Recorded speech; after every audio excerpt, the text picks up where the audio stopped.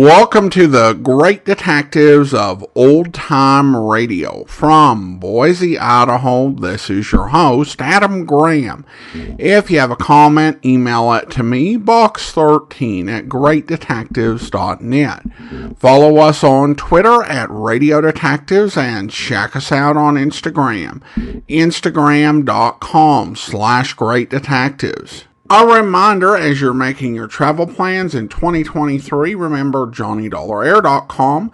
JohnnyDollarAir.com is our Priceline affiliate link.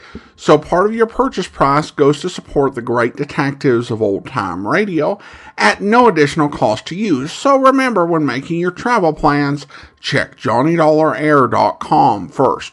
Well, now it's time for this week's episode of yours truly, Johnny Dollar. The original air date, July the 13th, 1954, and the title is The Carboniferous Dolomite Matter. John Lund as Johnny Dollar. Bill Wesley, Johnny. What do you know about oil wells? Well, I know I wouldn't mind owning one. Why? We've written a floater policy on drilling rigs for the Van Oosterhout Oil Company in Sumatra. $60,000 worth of equipment was destroyed last week en route to their new test field. There's something wrong with this? We're willing to pay off. Oh, so why call me? Well, that's a twist, Johnny. Van Oosterhout doesn't want the money. Well, what does he want? Our best investigator for 3 weeks. Why? He didn't say. But you know these oil men, probably just rich enough to want to satisfy some idle curiosity. Yeah, well, I'm just broke enough to help him do it. We'll return to our program in a moment. But first, I'd like to talk to you about housekeeping. Recently, a woman was interviewing a prospective maid and asked her how she was on light housekeeping. Well, I'm sorry, ma'am, said the young lady. I never kept a lighthouse. I admit that's an old joke, but it generally gets a laugh. However, housekeeping is no joke. That's a job from which no one can escape, whether he lives in a house, an igloo, a military barracks, or a governmental building. Yes, housekeeping is a very important job, even in our government. Someone has to see that the plumbing doesn't leak, that electricity, oil, and coal aren't wasted, that the garden is kept in good shape, that the animals are fed, and that the people have a place outdoors in which to enjoy themselves. Actually, all these governmental household tasks are the work of the Department of the Interior, which at one time was called the Home Department. The biggest job of the department is conservation, the protection of the things that make our country a good place in which to live. The land, water, oil, coal, forests, minerals, fish, and wildlife. These are our natural resources. If it weren't for the conservation work of the Interior Department, before too long, all the farm and grazing lands would be washed or blown away, and all the wildlife would disappear from our fields and forests. Another important job of the department is the development of new natural resources and the caring for our national parks where people are free to go sightseeing or set up camp. And during wartime, the Secretary of the Interior has a special job, namely, making sure that sufficient oil and other fuels are available to our armed forces and defense industries. Yes, our governmental housekeeper, the Department of the Interior, has a most important and vital job in maintaining the comfort and welfare of every citizen of the United States.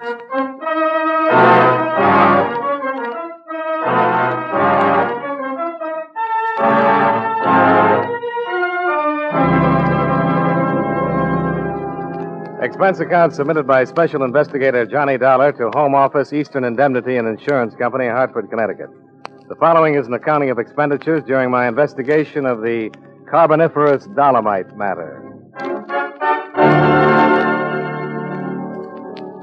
Expense account item 1, $1,013.40. Airfare and incidentals between Hartford and Medan, Sumatra.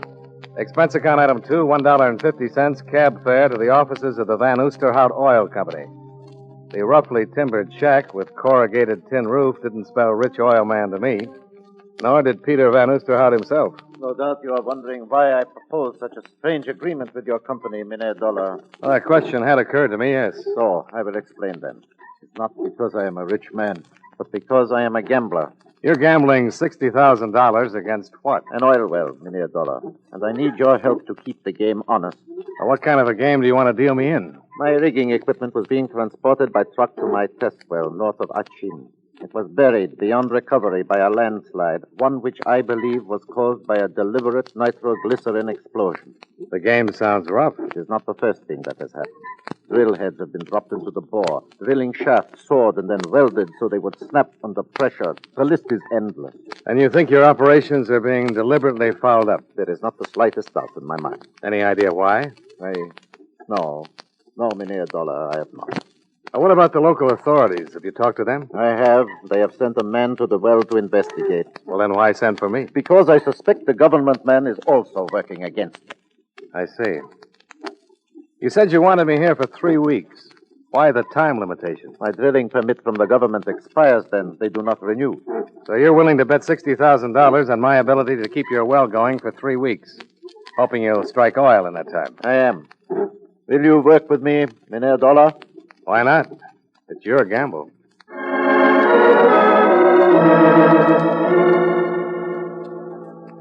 We made arrangements to fly out to the oil well early the next morning, and Van Oosterhout dropped me off at the Buitenzorg Hotel, where I checked in. I put a call through to the government offices, but the man in charge of the Van Oosterhout matter, an Inspector Pajak, wasn't in. I left word that I'd call, then hied myself to the hotel restaurant.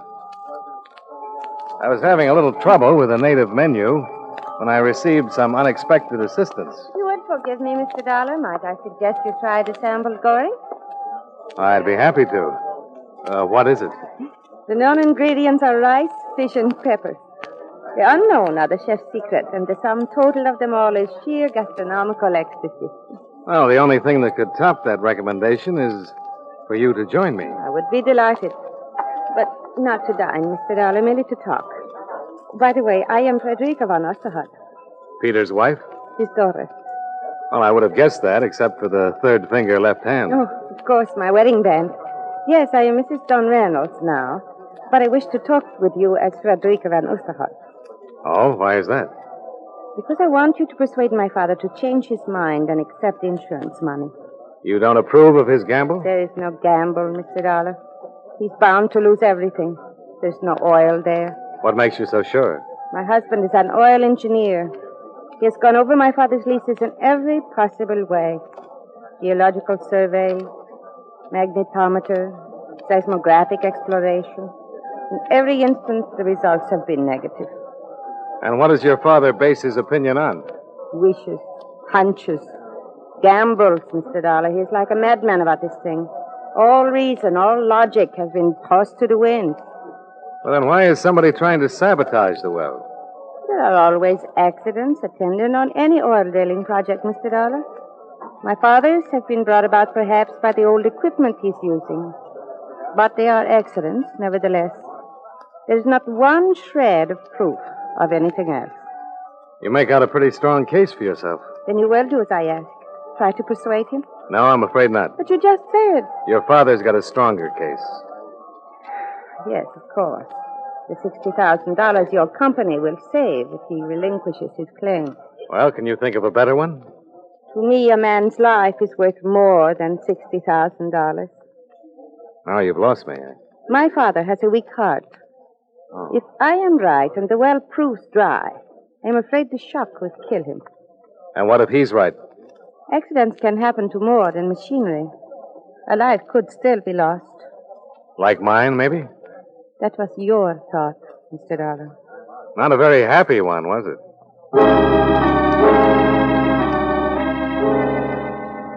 Just for the record, I did take Frederica's advice on one thing, the sambal goreng. And she was right about that, at least. It was delicious.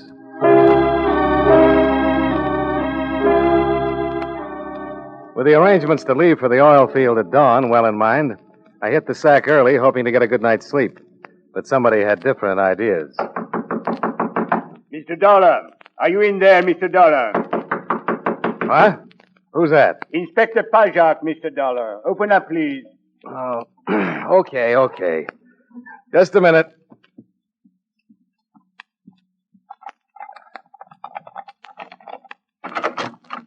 Now, what's all this about, Inspector? I'm sorry to disturb your rest this way, Mr. Dollar. It was necessary, however, that I ask you a few questions. At 2 a.m? You possess a firearm, Mr. Dollar? Well, you should know. I registered it when I came into the country. May I see it, please? Yeah, sure. Here it is. Thank you. Satisfied? That the magazine is full, that the gun is clean, I am satisfied of that, yes. Well, that's something. Now, suppose you tell me what this is all about. You paid a visit to the offices of Peter Van Oosterhout earlier this evening, Mr. Dollar. That's right. You also called my office to inquire about the Van Oosterhout Oil Company and the test well that is being drilled north of Achin. Yeah. What was the caliber of the gun that killed Van Oosterhout, Inspector? We believe it to be a .38 caliber, Mr. Dollar. The same as yours. But how did you know he was dead? Well, out of respect to those present, let's call it intuition, shall we?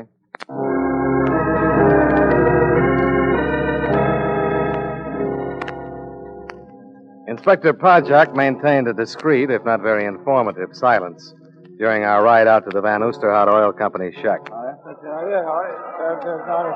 We elbowed our way through a babbling crowd of curious onlookers held back by Indonesian police and moved inside. You see, Mr. Dollar? Yeah. Any idea of when it happened? I thought perhaps you could give us that information. How did I become number 1 on your suspect list? It was Mrs. Reynolds' idea. Frederica? Yes. When informed of her father's death, she said that you were responsible. That you were the one who had killed him. Well, it's just possible, Inspector, that she didn't mean that literally. But only because Van Oosterhout wanted me down here to check into possible sabotage. I'm willing to accept your reasoning for the time being. That's mighty nice of you. Mr. Dollar, I would like to know if there is anything disturbed in the office. Anything different from the way you saw it last. Well, only those metal canisters on the floor over there. We know about those. They contain test borings taken from the Van Oosterhout well. They were flown in this evening by Mr. Don Reynolds. Van Oosterhout's son-in-law? Yes. He brought them here to the office. That is how he discovered the body. Must have been pretty important for him to fly him in at this hour of the night. According to Mr. Reynolds, they indicate that the well is almost certain to prove dry. Well, where's Reynolds now? He is with his wife, of course. She has broken down completely at the news of her father's death. So, that will be all then for now, Mr. Dollar. I regret you have had your long journey to Sumatra for nothing. What makes you think so? Well, those test borings prove that Van Oosterhout was possessed of a delusion. With his death, any reason for pursuing it is obviously over. Well, there's something else that's not quite as obvious, Inspector. And what is that, Mr. Dollar? Why he was murdered.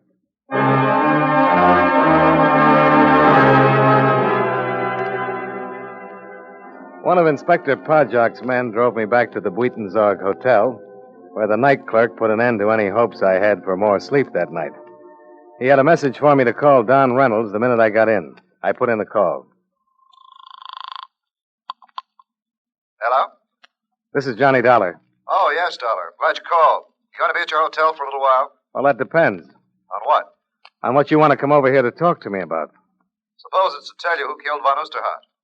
Why? I'll be here.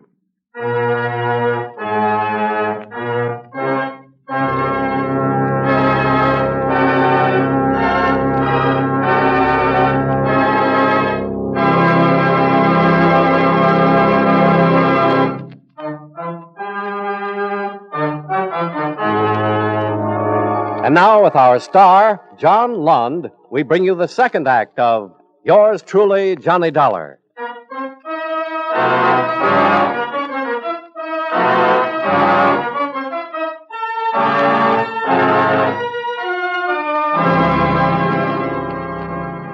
It took Don Reynolds exactly 7 minutes by the clock to get up to my hotel room after his phone call. He wasted as little time getting directly to the point. I'm pretty sure I know who killed Van Oosterhout, Dollar, and why. But it's going to take a lot of doing to prove it. Well, why come to me instead of Inspector Pajak? Well, I'm not interested in having an official whitewash of murder. Doesn't sound as though you have a very high opinion of our friend, the inspector. Let's just say I don't want to take any chances on possible official collusion. Well, What have you got? Ever hear of Sunga Tabaran? No. Should I have? He's a wildcatter like Van Oosterhout was. 2 years ago, they tangled over some oil leases. When the courts decided in Van Oosterhout's favor, Tabaran swore he'd been cheated, that he'd get even. Well, if he meant it, he waited a long time to make good. He went to Java on business about then, came back here just about the time Van Oosterhout began to suspect someone was trying to sabotage his well. That's pretty circumstantial, Mr. Reynolds. There's nothing circumstantial about the fact that Tabaran's the oil expert Inspector Projak sent out to the well to check on Van Oosterhout's story. Oh, so that's the reason for your official collusion crack. Yes, it is. And there's nothing circumstantial about the fist fight the two of them had a couple of days ago when Van Oosterhout openly accused Tabaran. I told him you were coming out to check up on things. Oh, that sounds interesting. I can top it for you, Dollar. With what? Tabaran's here in Medan. He flew in from the well late yesterday afternoon. I'd say he arrived approximately 2 hours before Van Oosterhout was killed. What do you think now? Might pay to have a little talk with him. At this point in our program, I'd like to give you something to think about. Probably one of the most quoted Americans in our nation's history is Benjamin Franklin. It was Franklin who said, "Early to bed, early to rise makes a man healthy, wealthy, and wise." And never leave that till tomorrow, which you can do today. And, of course, the Lord helps them that help themselves. But probably one of his most familiar quotations is, "There are only two things in life of which we may be certain: death and taxes." Of course, what bothers most of our taxpayers is that death and taxes don't come in that order. But seriously, one of the biggest jobs handled by the Secretary of the Treasury is the collection of taxes, our government's main source of income. The government raises money through the Bureau of Internal Revenue, which collects income taxes, excise taxes, amusement taxes, and other federal taxes. The Bureau also checks to see that you haven't paid too little and, believe it or not, that you haven't paid too much. Another way the government raises money is through the Bureau of Customs, which levies taxes on imports which are sent here from foreign countries. But although the Treasury Department collects the money, it is Congress, the men we send to Washington, who actually says who will pay taxes and how much. And that's one thing from which none of us can escape.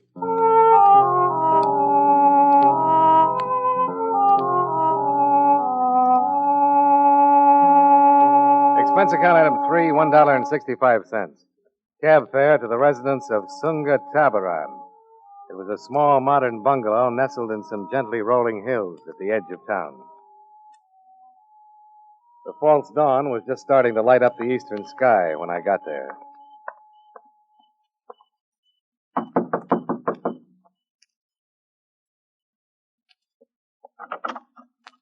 Yes, Are you Sunga Tabaran? that is correct. My name is Dollar. I'm an insurance investigator. I'd like to talk with you. This is hardly the hour at which one makes either social or business calls, Mr. Dollar. Well, murder isn't very particular about the hours it keeps. If you will, please come in. Thanks. I notice you're up and dressed, Mr. Tabaran, in spite of the early hour. You said you had come here to speak about murder, Mr. Dollar. I understand that you and Van Oosterhout had some pretty violent disagreements in the past. Unfortunately, that happens to be true. Does Inspector Projak know about that? I have no secrets from my superior. Does he also know that you flew into Medan yesterday afternoon? My dear Mr. Dollar, you realize as well as I that these questions are quite pointless.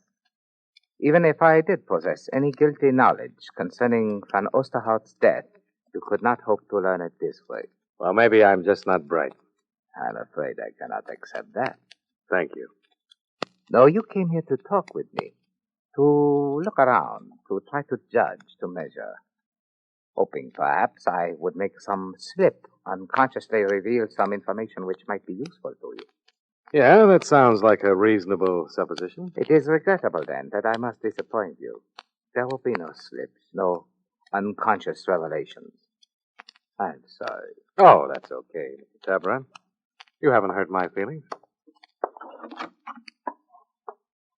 Oh, by the way, extend my condolences to Frederica, will you? And tell her I'm glad she's getting over her bereavement so well. I'm afraid I do not know to what you are referring, Mr. Dollar. I said nothing about Mrs. Reynolds. You didn't have to. You just forgot to remove her handbag from that table.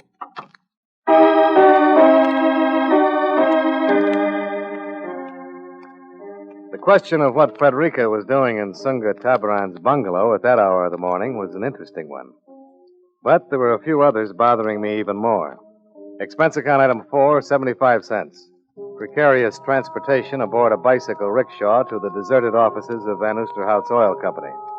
Expense account item 5, $1, similar transportation back to my hotel, where a visitor was waiting for me in the otherwise empty lobby. One moment, please, Mr. Dollar. Oh, hi, Inspector. Something on your mind? I wish you to stop interfering in affairs which are no concern of yours, but only of the police. Well, it didn't take Tabaran long to call you after I left, did it? Sunga Tabaran is one of my most trusted men. Looks like Frederica Reynolds feels the same way about him. Mr. Dollar, you are in a strange country, one whose habits, customs, ways of life are entirely foreign to you. It would be most easy to fall into error concerning the guilt or innocence of some of its inhabitants. Well, I'd agree with you, except for one thing, Inspector. So? They're still people.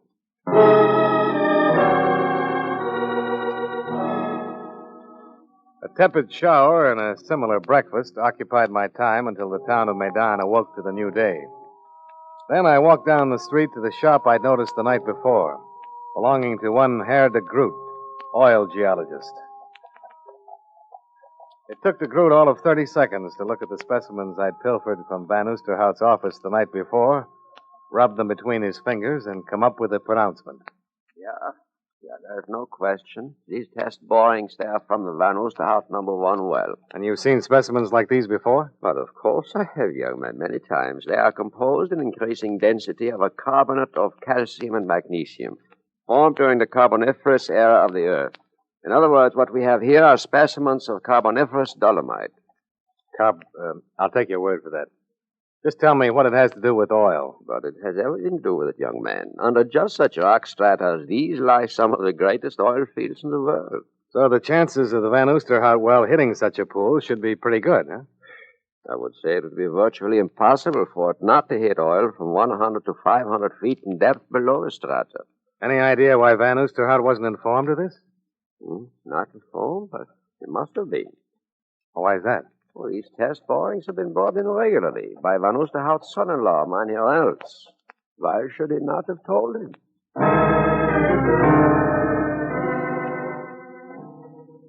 De Groot added another good question to my list. So I called Reynolds to find out, but there wasn't any answer. I got the same result with a call to Sunga Tabaran. But I had better luck with the dispatcher's office at the airport. That is quite right, Mr. Dollar. Mr. Taban filed a flight plan for the Van Oosterhout well and took off approximately an hour ago. What about passengers? One passenger is listed. Mrs. Frederica Reynolds. No, Mr. Reynolds? Oh, he took off for the well property also, Mr. Dollar, in a company plane. He was given runway clearance not 5 minutes ago. One more thing. Do you happen to know what time Reynolds came in last night? Well, which of Mr. Reynolds' flights do you mean, Mr. Dollar? There was more than one? Oh, yes, 2. The first time he arrived here shortly after dark. I can look up the exact time for you if you wish. No, that won't be necessary.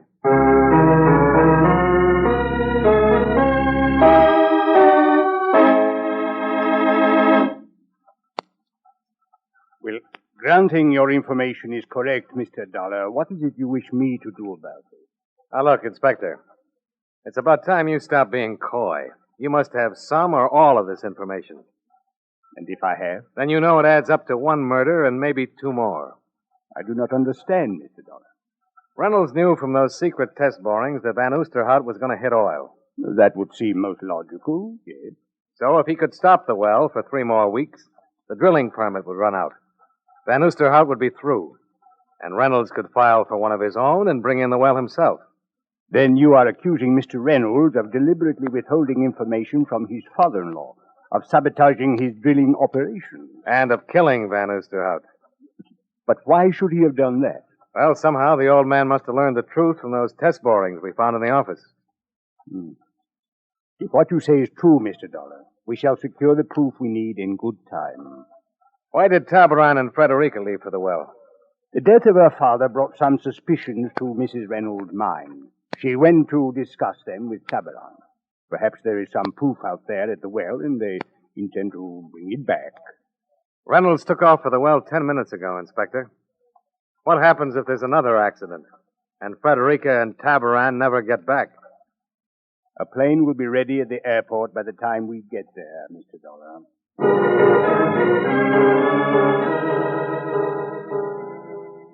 The Van Oosterhout well was approximately 100 miles northwest of Medan.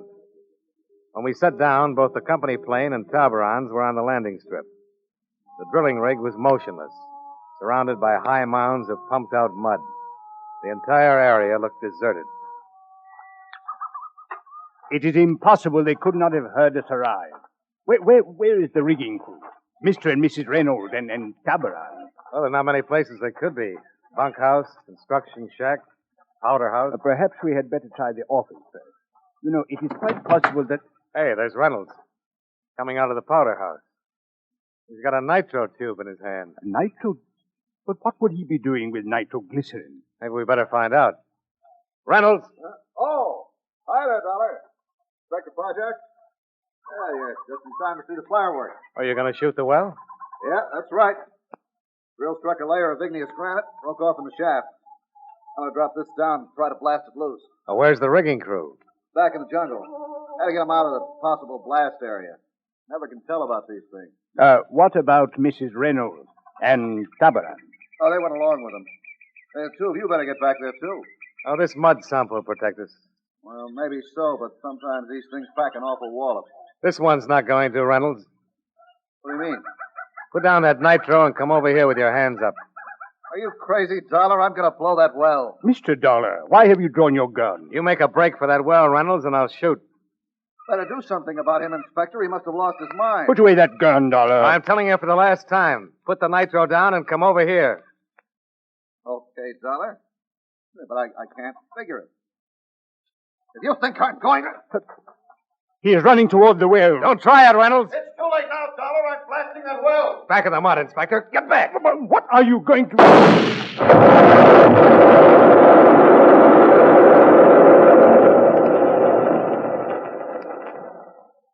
Dollar, your shot, it exploded the nitro. Yeah. I guess it did at that, Inspector. But Reynolds, it was the same as committing murder. Now, let's say I prevented a couple, Inspector. Prevented? If Reynolds had blown the well with that charge, it would have destroyed the rigging. And that tool shack under it. But what if it had? Neither Mrs. Reynolds nor Tabaran is anywhere around. You better take a look at the door sill of that shack. The door sill of the... Mr. Dollar. Yeah. That blonde head lying inside there isn't Carboniferous Dolomite.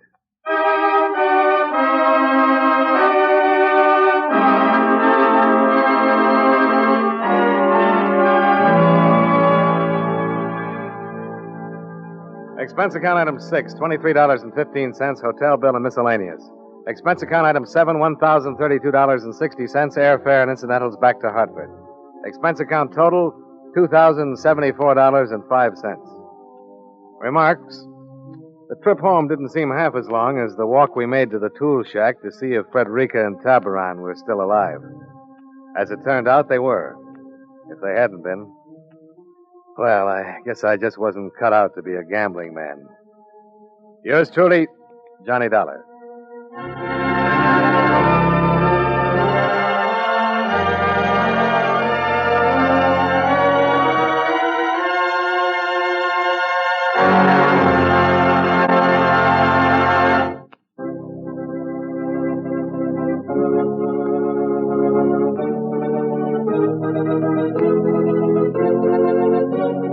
Johnny Dollar has come to you through the worldwide facilities of the United States Armed Forces Radio and Television Service.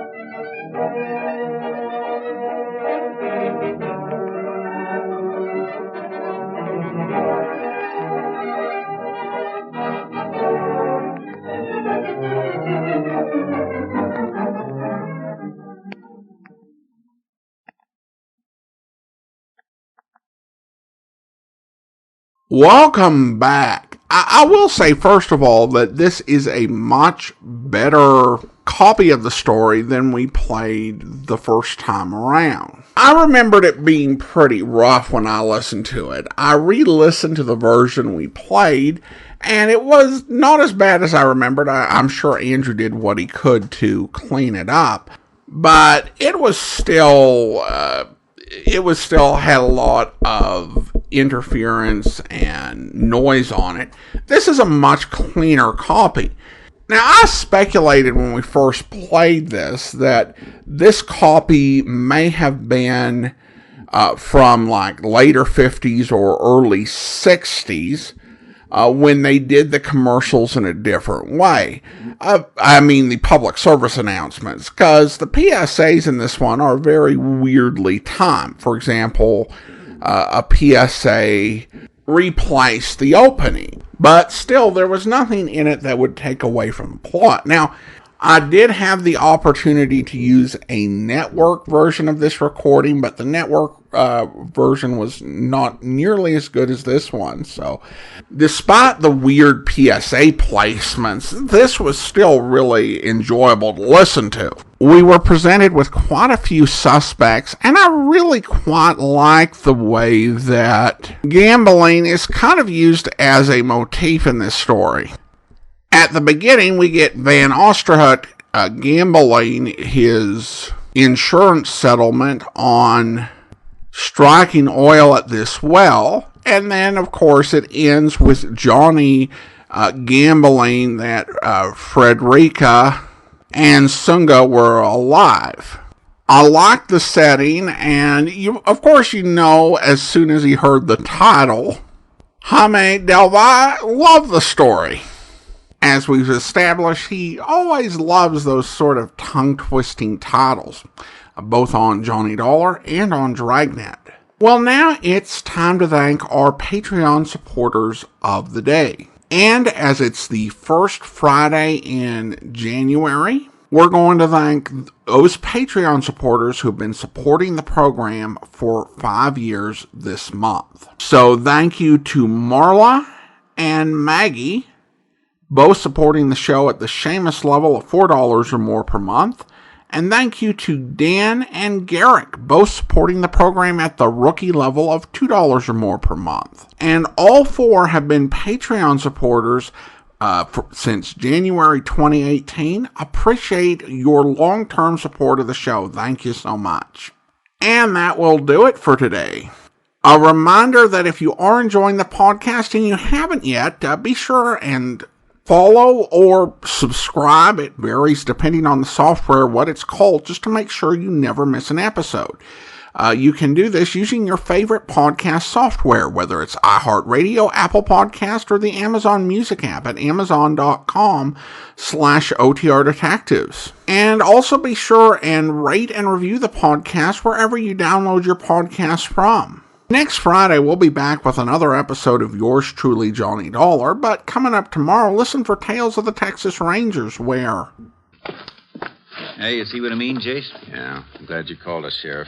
Looks like it might be the one we've been after a long time. I kind of figured it was. Way he broke into the kitchen and raided the icebox first. I can't get over that. Eating the family's food before he tackles a job. He's pretty cool. It's one of the things that's made him so hard to catch. Let's see if he's left another one of his trademarks. You looking for anything special, Jace? I've found it. What is it? Method he uses to trip the latch on the screen door. Pushes an ice pick through the screen. Does he always carry that ice pick with him? As far as we know, he does. Cap Stinson over at headquarters calls him the Iceman. Well, Iceman or no, I sure don't relish having him in my county. Afraid you'll have him around town for one more night anyhow. Why would make you say that? It's part of his M.O. Always hits 2 nights in a row in the same area. Pick's house is pretty far from town, and the second place is always on the opposite side of town from the one he worked the night before. It shouldn't be hard to nab him, then. That's what we've thought for over a year now. We even know a couple of other interesting things about him. He never enters a house where there's a dog, and he wears gloves on the job. And even knowing this, we haven't been able to catch him. So you haven't been getting any fingerprints on him then, huh? No. I sure wish somebody'd at least get a look at him. We've learned a lot about him since he's been operating, but we still don't have any idea what he looks like. Well, maybe the dryers can tell us something. She ought to be feeling better by now. Just a second. What's this on the floor? You have a piece of paper handy I can use to sweep some of it up? Well, here's a sheet out of my notebook. That'd do the trick. Uh-huh. Thanks. Yeah, I thought so. What is it, Jay? Here, smell it. I'd say it was snuff. So would I. Mr. Dreyer use it? Nope. Ted smokes cigars. It looks like we've just discovered another one of the Iceman's habits. And every time we do, we get just a little bit closer to catching him. I hope you'll be with us then. In the meantime, do send your comments to Box13 at greatdetectives.net. Follow us on Twitter at Radio Detectives. Check us out on Instagram, Instagram.com/Great Detectives. From Boise, Idaho, this is your host, Adam Graham, signing off.